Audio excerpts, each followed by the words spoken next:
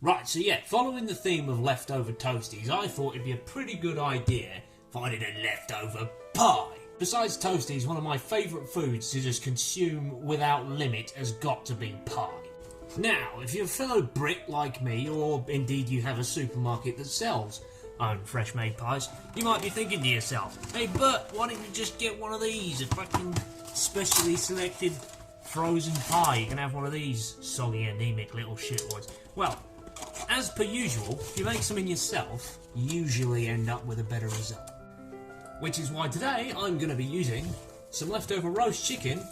So it's pre-cooked, not really much you need to do with it. I'm just going to fry it off in the pan with some flour and butter and just kind of get the start of the pie base going.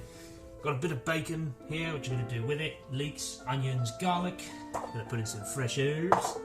And, well, this doesn't look like 500 mils of stock, but just add 500 mils of water and it will be. Am I making my own pastry? I could, but it would take time and effort. So, you can get the next best thing. Pre-made shop-bought pastry.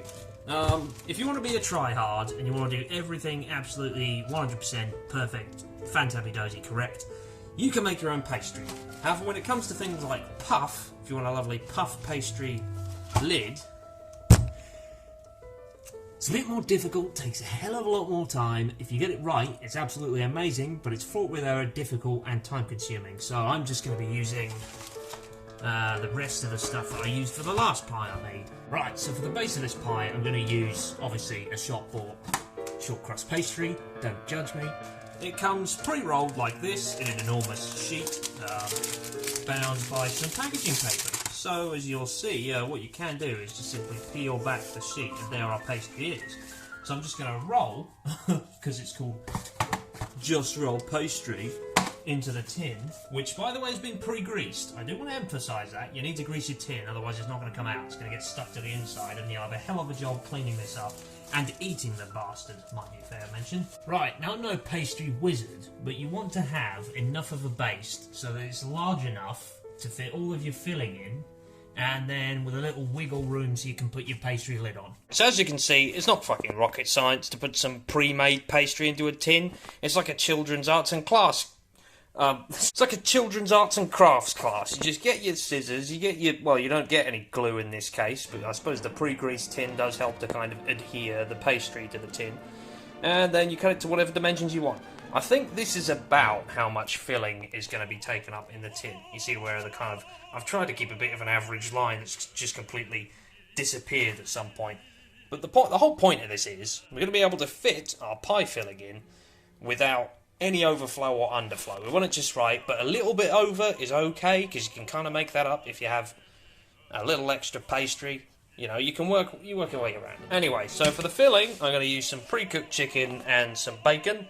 But, of course, if you are vegetarian or vegan, you can simply just substitute, just keep the vegetables, maybe have some corn chicken. Right, so what I'm going to do now is I'm going to coat my chicken in some flour, ready to be fried off in the pan later.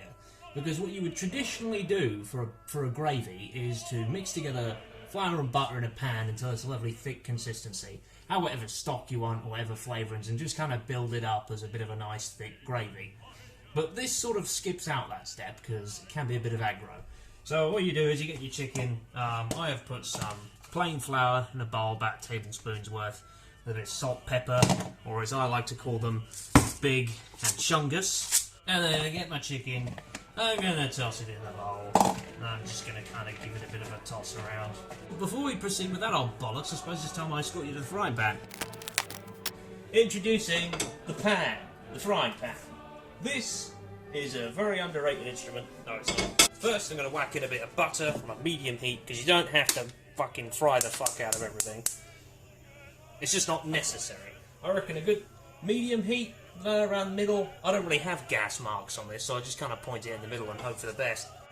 But it just goes to show, like, a lot of recipes will give you shit in grams, or cups, and this or that. As long as the proportions are about right, what you're looking to achieve from a recipe, you'll be able to fine-tune with just a little bit of intuition.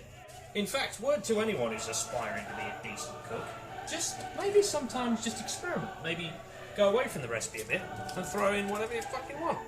Right, so what I'm going to do is, I'm going to get my chicken. There's probably still some loose flour in there.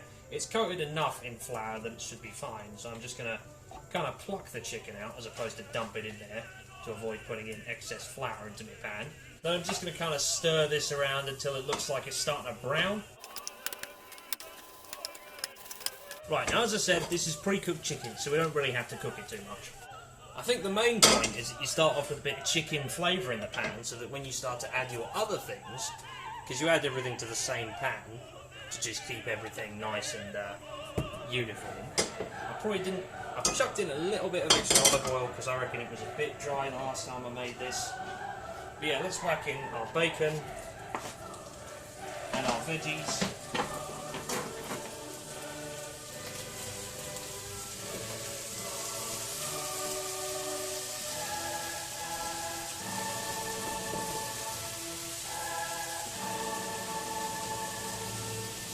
And for your stock, you might want to whack the kettle on about now. If you're using proper chicken stock, then by all means do that.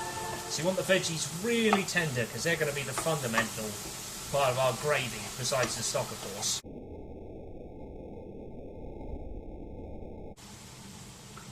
Ah, you bastard!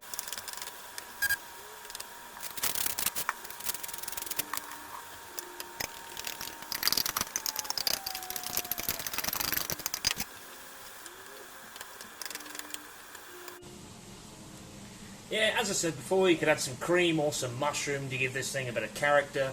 I don't really like mushrooms or cream, so I'm going to leave them both out, but it's up to you, innit? Right, so now as you may notice, our vegetables are beginning to become lovely and tender. You see how those onions are like all soft? Now that's kind of the consistency you want. You don't want any raw onion in there, and it's just starting to get to the point where it's starting to break down. So now we're going to add our stock back to the dish. I mean, actually I might add my chicken first, because then we're adding the floury, buttery, roasty chicken in there. Get out the bowl, please. Already pre-whisked up my chicken stock. Watch for a bit of a reaction. It might bubble a little bit. Due to the fact that you're adding relatively cold stock to a relatively hot pan, it might fuck things up a bit. But yeah. So this is all going to look very watery and a little bit like a stew, but that's fine because that's exactly what we want. All pie really is, in my opinion, is a stew that's been thickened up and then whacked in a freaking pastry crust. Right, so now of course we've got a pie filling, which means we can bugger off, have a snack and a... Don't fuck off! Just because you've got nothing to do right now doesn't mean there's something you couldn't be doing. You idiot! Yes, I'm threatening you with a potato, because I am going to peel and chop some potatoes in preparation for a lovely mashed potato that I'm going to be serving with my pie, because pie and mash is our old British classic. Begin time lapse.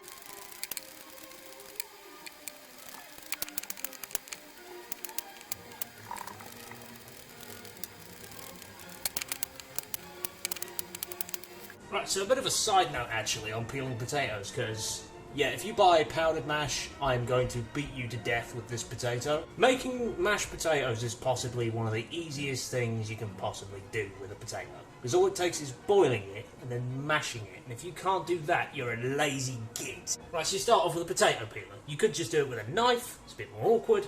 I like to use one of these things, because it controls the amount of skin you take off when you peel it, as opposed to chopping away half your potato by trying to peel it properly. You get your potato peeler, which is effectively a razor blade on a stick, and you just drag it across the surface, like that, so you've removed the skin. And you keep going until the whole potato is nice and free of skin. Now, why do we remove the skin off the potato? Well, I think it's mainly to save washing it, because apparently that's more aggro. Plus, you also end up with little dimples occasionally on the skin, or little bits of stuff that just obviously shouldn't be there. So you'll end up with bruises or marks or stuff. Brown stuff is usually bad. Remove the brown stuff. Only leave the nice... so you've literally got to judge things by their colour with a potato. Please don't ban me, YouTube. As long as you peeled your potato and you've got this lovely golden-looking spud, this is how you remember them, right, before they're all tiny and small. You've got to make it tiny and small. By cutting up, preferably with a knife. Get off. So, how you cut potatoes is very important to what you do. You want to cut chips, you cut them into chips. You want roast potatoes, you leave them as sizable chunks. you want to make mashed potatoes, you can't just mash them you can't cut them into mash. What you've got to do is cut them so that they're small enough to cook relatively quickly so you can mash them up. Also, the type of potato matters too. I am using roosters, Maris pipers are also pretty good, but some people use other types. So in terms of how much potato to do, I reckon a good sized potato like this would probably be good for one person. Kind of. I reckon it's officially one portion, but because I live in a household where both me and my dad eat shit tons, we tend to do slightly more than that, either an extra potato or 2 extra potatoes. It's really up to how much you're willing to eat. Now, on a side note, let's come back to this pie filling. The way you know how the pie filling is ready and cooked is if it's not that wet anymore. You see it's starting to thicken up. You see the sauce is starting to get a bit thicker now. The general rule is if it looks and tastes good enough to make you ejaculate up the wall, it's pretty much ready. And on that note, we're going to use the spoon of justice to take a little sample of this and see how it tastes. So you don't really taste your food when it's cooked, and I know that the bacon has been in here for some time and the chicken was roasted yesterday. Oh my god. That's pretty good. Still a little wet, could use just a little more condensing down. I'm waving a spoon all over the place like a fool. Back to work. Right, so our spuds are prepared and our pie filling is cooking, but there's an important note I want to bring up about the pie filling. If you want to know precisely when it's done, yes, there's a certain kind of medium level consistency. Because as I said, it's too wet, you fucked up. But also, equivalently, it works in the other direction. If it's too dry, you also fucked up. Now brace yourselves, ladies and gents, for now cometh the moment for the filling of the pie. Oh, shit. Behold the fillinating. Good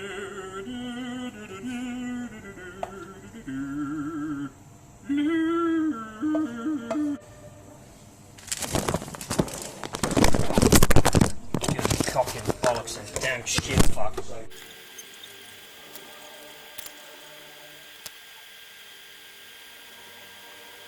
Right, we don't want to leave this going too long, otherwise the pastry's going to go soggy. So, before we whack it in the oven, I'm just going to brush it with a bit of egg in a bowl I prepared earlier, I didn't tell you about. This should give it a lovely glazed finish. I'm going to make some little score marks in the top for dramatic effect, and then a few bits of rosemary for some additional flavour. This now means our pie is ready to go in the oven, which I have preheated to 200 degrees. I'm going to whack it in there until the crust goes nice and golden, and then we'll see how that looks. Holy balls!